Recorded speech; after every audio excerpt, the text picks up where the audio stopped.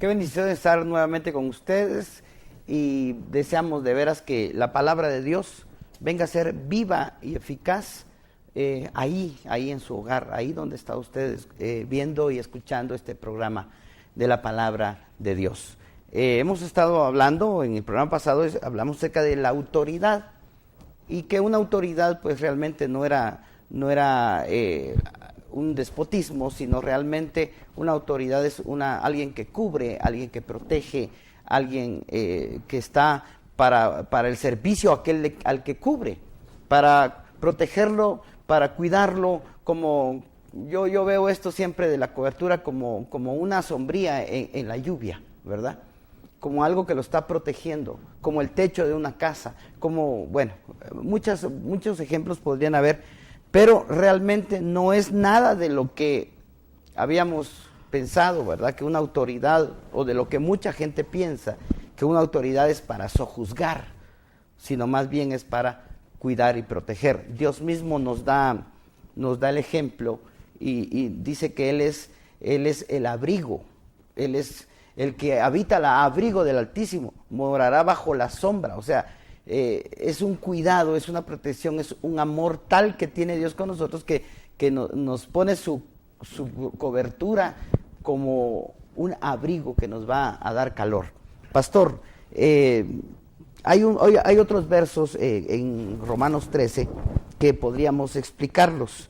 Dice, porque los magistrados no están para infundir temor al que hace el bien, sino al malo.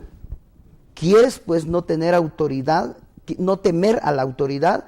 Haz lo bueno y tendrás alabanza de ellos. ¿Qué podemos decir de esto, pastor? Bueno, lo que podemos decir es de que las autoridades entonces, sobre todo en el caso ahí que está hablando de los magistrados, es decir, que es la gente que ejerce la justicia ya a nivel de tribunales,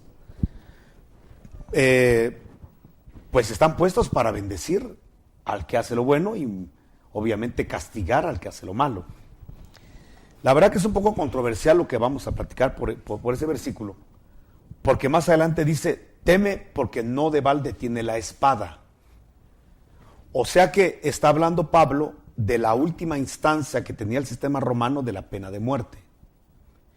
Y si usted ve, Pablo no está en contra de la pena de muerte, sino que le está diciendo a la iglesia, cumple tus deberes legales, no seas delincuente, porque si no, le está diciendo ahí, aunque seas cristiano, te pueden aplicar la espada, la pena de muerte. Entonces aquí hay dos puntos que ver. En primer lugar, yo creo con todo mi corazón que los cristianos deberíamos caminar una vida de rectitud y de justicia. Lamentablemente, por áreas de pecado, por muchas situaciones, hay cristianos que cometen errores, incluso delitos en contra de otros hermanos. Hablemos de estafa, hablemos de robo, hablemos de muchas cosas. Entonces, la instancia bíblica número 1 la encontramos en el libro de Corintios, capítulo 4, donde el apóstol Pablo dice que cuando hay un problema legal entre hermanos o de convivencia, lo mejor es que haya un espiritual en la iglesia, que en este caso es el pastor, y que sea el pastor el que juzgue, como esa autoridad, las cosas que se están viviendo dentro de la iglesia. En primer lugar, no deberían de vivirse estas cosas, pero se viven. Pablo no es iluso, ni nosotros tampoco, de ver que en la convivencia entre hermanos surgen incluso hasta delitos.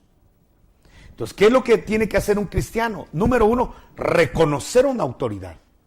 Entonces, cuando las ovejas reconocen la autoridad del pastor, es el pastor el que puede juzgar estas cosas y poder ver la forma de que antes de llegar a tribunales, mejor si no llegan a tribunales, en la misma oficina pastoral se puedan arreglar las cosas y se puedan resarcir los daños. Eso es lo ideal, que dentro de la iglesia se reconozcan las autoridades. ¿Qué pasa cuando solo una parte reconoce al pastor? Mire, vamos con el pastor porque él es mi autoridad. Mire, él no es mi autoridad, así que yo no voy con él. Entonces ahí hay problema, porque entonces los cristianos van a tener que recurrir a los tribunales. ya seculares. Desde luego, repito, lo bíblico es que ambas partes reconozcan al pastor como una autoridad puesta por Dios y que entonces en las oficinas pastorales se puedan arreglar este tipo de problemas, pero si no se pueden solucionar, entonces aquí está la otra instancia. Entonces, como no se reconocen las autoridades puestas por Dios en la iglesia, entonces que vayan a los tribunales ya seculares. Tribunales a los cuales de alguna manera son nuestros servidores, porque como bien dice Pablo en este capítulo 13 de Romanos, nosotros por eso pagamos impuestos, porque de ahí viene el salario de ellos. Entonces de alguna manera los cristianos, como pagamos impuestos, tenemos el derecho de accesar a este tipo de siervos de Dios, que son los jueces, y entonces a hacer las acciones legales y civiles.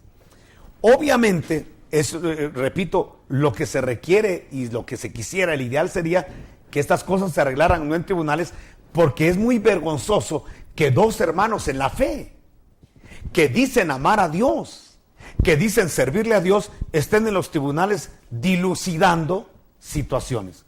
Pero la Biblia es clara, que si no se reconocen las instancias en la iglesia, pues entonces que se vayan a los tribunales. Entonces un cristiano no peca cuando exige que lo que cree justo se ventile en tribunales seculares, con magistrados seculares. En este caso no hay ningún pecado, está abierto, la Biblia es muy clara, para que alguien pueda hacer las demandas y iniciar las acciones pertinentes en los juzgados que correspondan.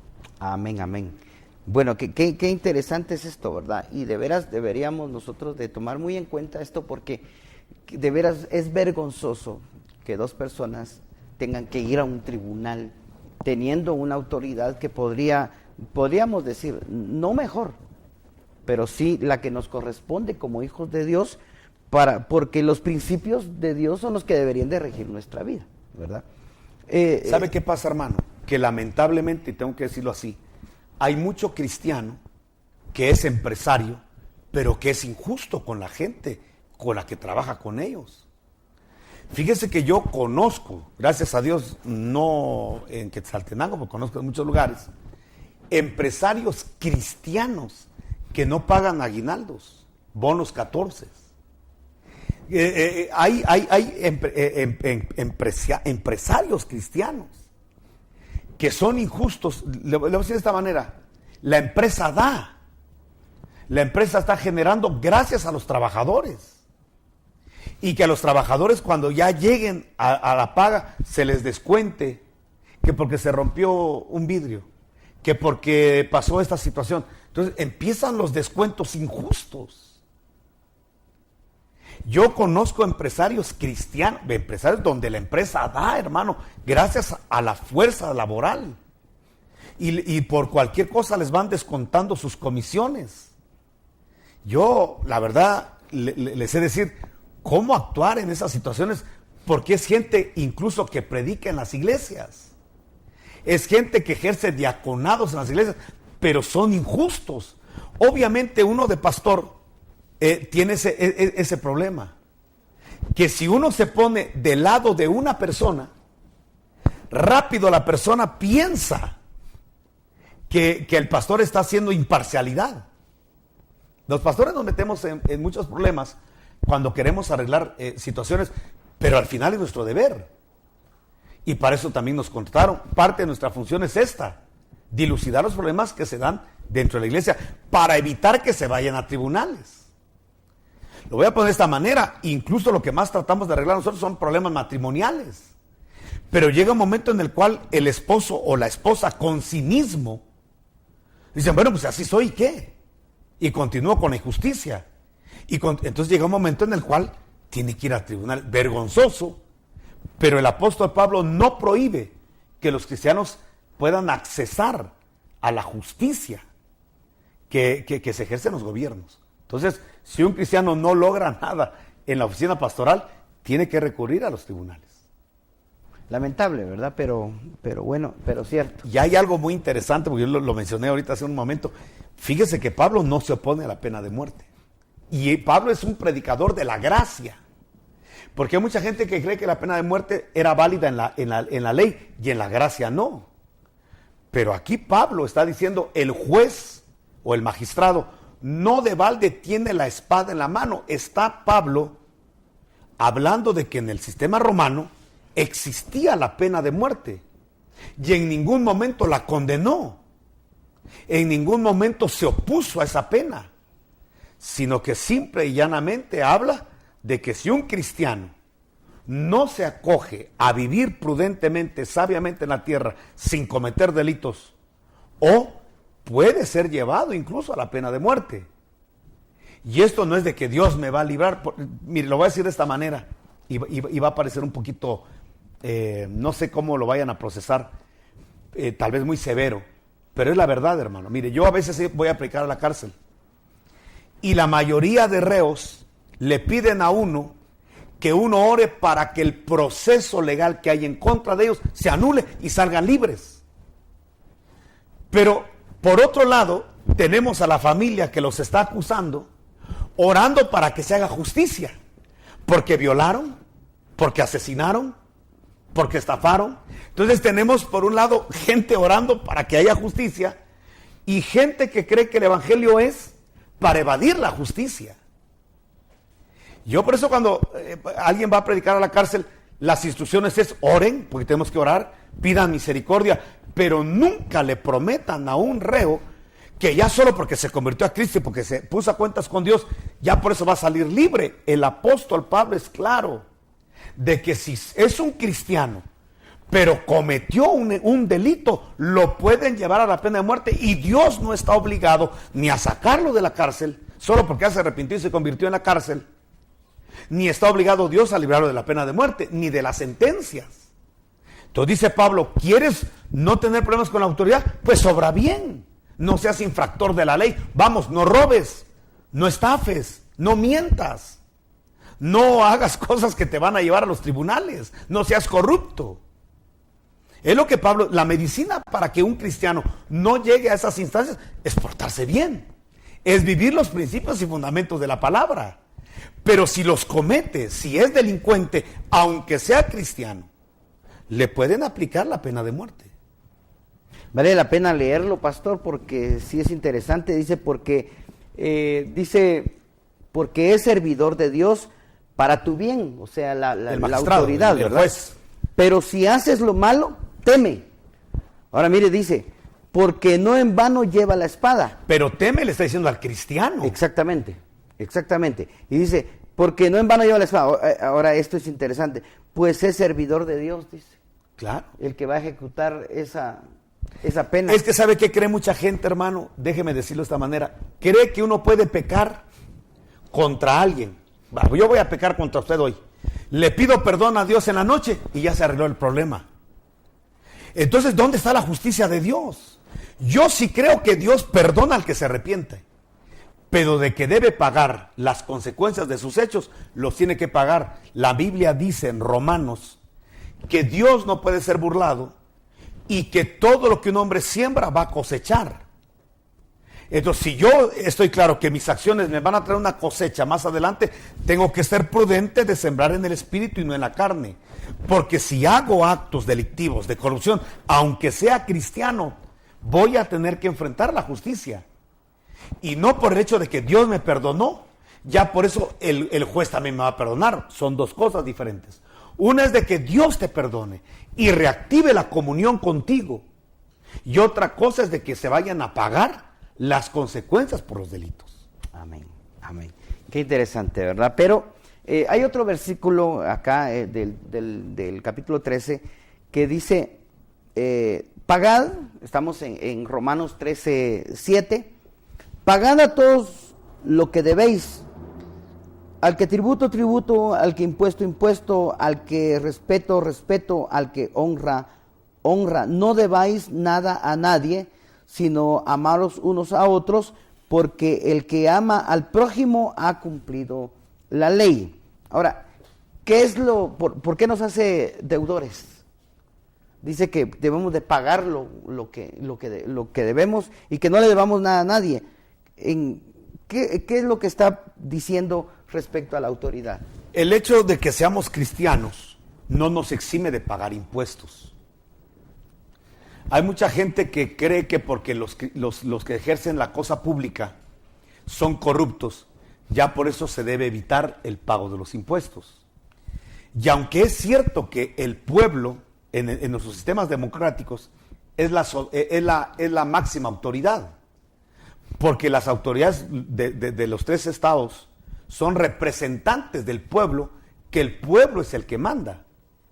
Entonces en este caso sí tenemos la libertad de poder manifestar, sí tenemos esa libertad porque se supone que la soberanía en los estados democráticos la tiene el pueblo. Entonces Dios no se opone a que, haya una manifestación en contra de. ¿Por qué? Porque tenemos que exigirle a nuestros representantes, gobernantes, que hagan bien su papel. La situación es que desmoraliza mucho. Se pierde el incentivo de poder pagar impuestos cuando las calles están mal, el alumbrado está mal, los hospitales están vacíos, la educación es mala, los maestros son malos, las instalaciones son malas, entonces obviamente las carreteras son malas, entonces obviamente desmotiva a la gente pagar impuestos, porque obviamente, voy a pagar impuestos para que haya una buena calle, pero resulta ser que la persona tiene que comprar sus shocks, tiene que comprar sus muletas, tiene que comprar todo. ¿Por qué? Porque se supone que la calle que tiene que estar bien asfaltada no lo está. Ahí es donde mucha gente se ve totalmente desmotivada a pagar impuestos. Pero ahí es donde entonces el pueblo tiene que ver la forma de elegir bien a sus gobernantes. Y ahí es donde la iglesia misma tiene la obligación de participar para que no caiga la representación del pueblo donde están representando a la misma iglesia. Mire, el hecho de que seamos cristianos y que oremos y ayunemos 40 días, eso no asfalta las calles. Entonces tenemos un compromiso, los que vivimos en estados democráticos, como Guatemala, de primero, de poder, esto es como cuando, mire, perdón que me esté trabando mucho, pero es que quiero dejar un pensamiento claro. Esto es como cuando uno quiere una buena selección de fútbol. ¿Qué le dicen a uno? Haga fuerzas básicas, es decir, que los niños, desde niños, aprendan a jugar, a asociarse. Que haya una preparación desde los niños, para que entonces de los niños, de las fuerzas básicas, salgan los jugadores de la selección.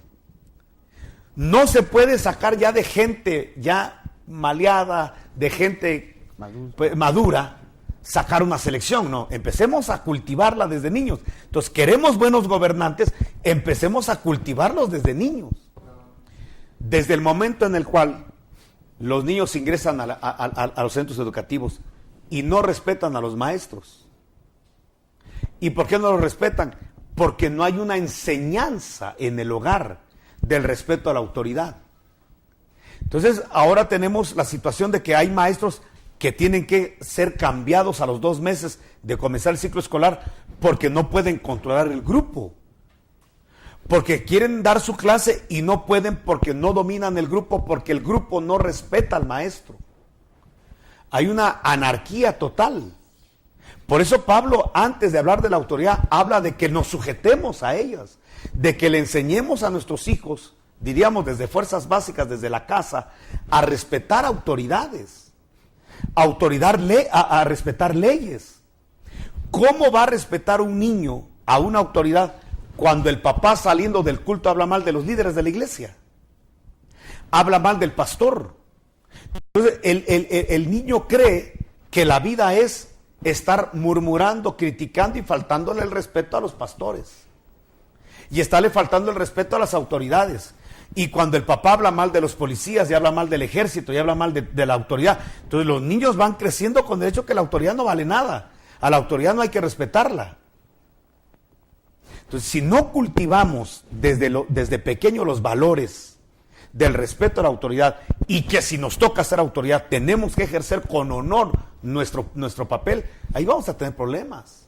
Y problemas muy serios que lo estamos viviendo hoy en día, que la gente dice, no hay por quién votar. ¿Sabe qué es lo que está diciendo la gente en Guatemala cuando dice no tengo por quién votar? Está diciendo no hay líderes honrados, pues.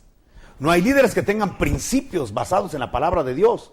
Bueno, hagámoslos, fabriquémoslos, aunque nos cueste un poco de tiempo, pero si no, nunca los vamos a tener. Empecemos a cultivar una generación que respete a las autoridades, que respete al anciano, que no se burle de él, que le ceda su asiento cuando está en un colectivo, que no se burle de ellos, que no se burle de su aspecto. Comencemos con eso, empecemos a darle valor una vez más a que el papá tiene un valor y no se le puede faltar el respeto. Que la mamá tiene un valor y no se le puede faltar el respeto, no se le puede tirar la puerta y decir usted está loca, yo me voy. Que la esposa empiece a decir tu papá está loco, no le hagan caso. Cuando la mujer habla mal de su autoridad. Cuando la mujer dice, bueno, tu papá dice esto, pero yo digo otra cosa, pero aquí yo digo y aquí yo también mando y mis chicharrones también truenan en esta casa. Entonces, cuando nosotros tenemos este tipo de faltas de respeto a la autoridad, donde la mujer se quiere poner los guantes a la par del hombre, donde la mujer quiere gritar igual que el hombre, entonces no hay un respeto a la autoridad. Vamos creciendo mal. Y obviamente esto se está reflejando hoy en día. Esto que estamos viendo hoy es el trabajo de varias generaciones.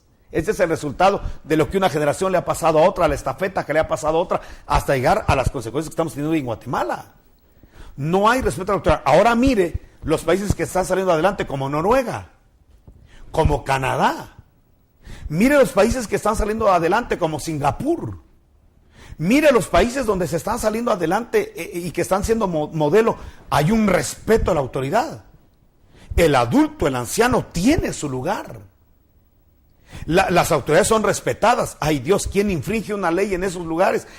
¿Quién se pasa un semáforo sin tener multas tremendas? Entonces la gente le tiene miedo a la autoridad y respeta a la autoridad. Por eso son sociedades que están saliendo adelante hoy en día. Pero donde se está rompiendo la autoridad, donde se está rompiendo el principio de autoridad, obviamente vamos a tener consecuencias de anarquía como ahorita, donde la gente no le tiene miedo a nadie. La gente viene y si puede robar, roba. Y el policía roba. Y lo más tremendo es que el pueblo que está manifestando también le ha robado y ha corrompido al policía. Y para no hacer cola, para no hacer tanta burocracia de trámites, mejor le paga al amigo del jefe y entonces ya pasa a la oficina para no hacer el trámite que hacen todos. Entonces, mientras haya esa corrupción, en lo poco, nunca vamos a crecer. Amén. Yo quería contar algo acerca de Singapur. Alguien que fue a Singapur nos contó esto, de que él preguntó, y miren, y cuéntenos un chiste, dice, del presidente. Y entonces se le quedó viendo, y ¿cómo así? La persona que, aquí no tenemos ningún chiste del presidente. El presidente es nuestro padre, o así lo consideran. Es un país donde, como usted decía, no se pasan un semáforo, ¿verdad? Pasemos, y, no viene carro, pasemos. Si yo paso, ¿cómo le explico a mi hijo que infringí la ley? ¿Verdad? Son principios, ¿verdad? Que, como la palabra lo dice, es un principio. Hablemos de Japón. Japón, ¿cuántas devastaciones ha tenido por terremotos y por tsunamis? Y la nación está de pie. Y siendo una isla, hermano, exportan de todo. Y lo que exportan es de calidad. ¿Por qué? Porque hay un respeto a la autoridad. Ahí en Japón la gente respeta a los padres, los veneran. Respetan a los ancianos, respetan a las autoridades. Donde hay un respeto a la autoridad, siempre va a haber prosperidad, porque es la bendición de Dios la que bendice. Mire, la Biblia es muy clara en decir que no es la gente que se anda somatando el pecho en las iglesias o levantando las manos o danzando, la que Dios bendice. Romanos capítulo 2 dice que Dios bendice al que hace su palabra, sea judío o no judío. ¿Por qué Dios ha respaldado esas naciones con riqueza? Porque cumplen los principios de la palabra de Dios. ¿Por qué Dios no ha respaldado Guatemala? Porque aunque tenemos miles de iglesias, hermanos, y aquí lo que más abunda son iglesias, creo, hay ya creo más iglesias que cantinas. Cada vez hay más discipulados, cada vez hay más. ¿Por qué Guatemala no está siendo respaldada? Porque a pesar de que tenemos mucha gente que lee la Biblia y conoce lo que dice la Biblia, no la practica. Mire este tráfico que hay de ovejas. No me cae bien lo que dice el pastor, me voy a otra iglesia. Y este pastor, como quiere más diezmos y más ofrendas, bienvenido eres. No le pregunta cómo vienes con tu autoridad. A ver, dame una carta de tu pastor. ¿Cómo vienes? ¿No estarás viniendo tú en rebeldía?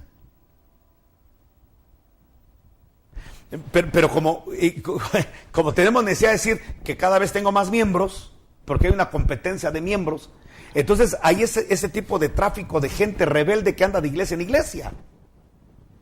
Y de repente se encuentra uno, ay, mira, tú tuviste a tal oveja, ahora sí, ¿qué crees? Me va a hacer daño a mí también ahí a la congregación.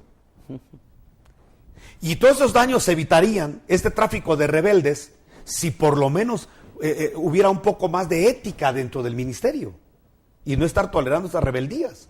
Pero ¿por qué Dios no respalda entonces Guatemala, que tiene mucho evangelio, predicadores en las esquinas, con altoparlantes? ¿Cuánto hay de Biblia? Hay tratados, va usted a un hospital y hay Nuevos Testamentos. ¿Por qué cuánta gente lee la Biblia y Guatemala no es respaldada? Porque la gente sabe lo que dice la Biblia, pero no lo hace. Y hay países como Japón que quizás no están leyendo la Biblia, pero hacen lo que la Biblia dice. En Japón la gente diezma, las empresas diezman, y una veneración a la autoridad. ¿Cómo no va a bendecir Dios a esas naciones que hacen lo que la Biblia dice? Y las naciones que tienen la Biblia no hacen lo que la Biblia dice. Qué interesante, ¿verdad? Yo creo que vamos a continuar con este tema en nuestro próximo programa. Lamentablemente el tiempo se nos acabó. Muchas gracias por estar con nosotros día a día, usted ahí en su programa. Gracias de veras, que Dios lo bendiga.